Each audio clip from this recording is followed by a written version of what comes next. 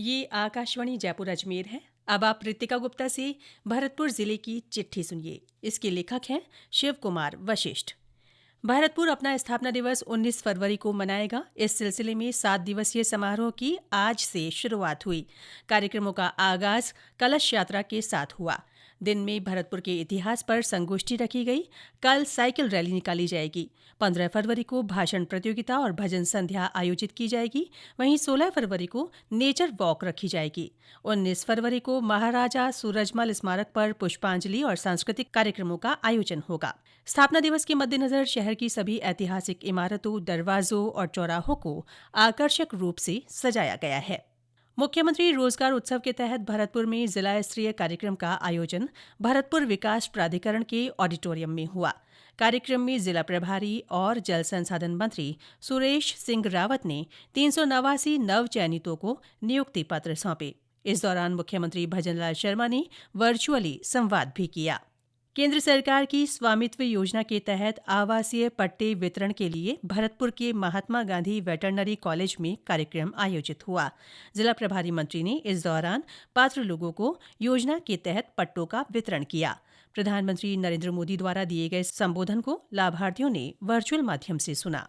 बीते दिनों जिला प्रभारी मंत्री ने जिले में वर्षा जल संरक्षण और ड्रेनेज सिस्टम को दुरुस्त करने के लिए कराए जा रहे विकास कार्यों का जायजा लिया।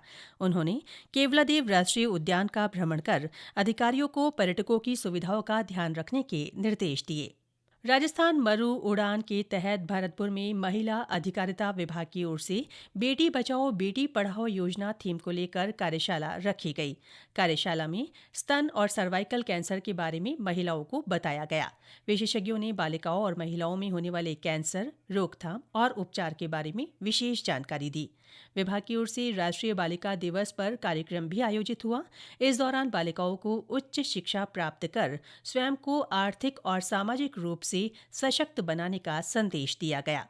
कार्यक्रम में मेधावी बालिकाओं और खिलाड़ियों को सम्मानित किया गया।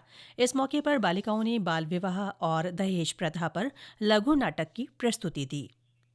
राष्ट्रीय मतदाता दिवस जिला कलेक्ट्रेट सभागार में मनाया गया। इस दौरान स्वीप गतिविधियों में सराहनीय कार्य करने वाले कार्मिकों और नव मतदाताओं को सम्मानित किया गया।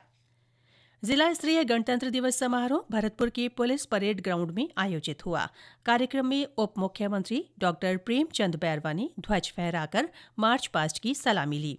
विभिन्न विभागों ने केंद्र और राज्य सरकार की जन कल्याणकारी योजनाओं से संबंधित झांकियां निकाली।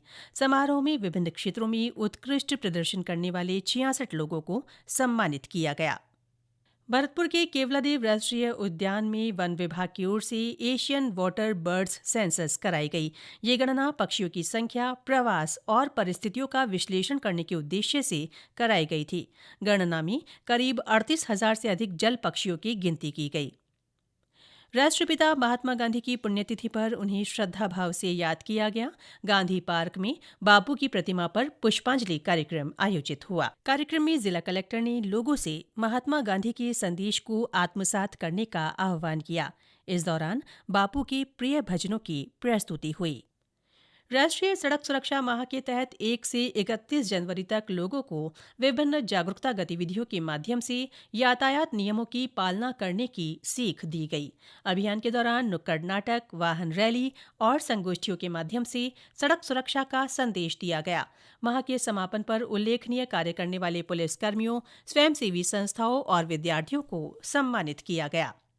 भरतपुर के शास्त्री पार्क में फ्लावर शो आयोजित हुआ। शो में करीब 200 तरह की किस्मों के फूलों की प्रदर्शनी लगाई गई। औषधीय पौधों के साथ ही सजावटी पौधे, सब्जी और मसालों के पौधों के अलावा आकर्षक कैक्टस भी प्रदर्शित किए गए।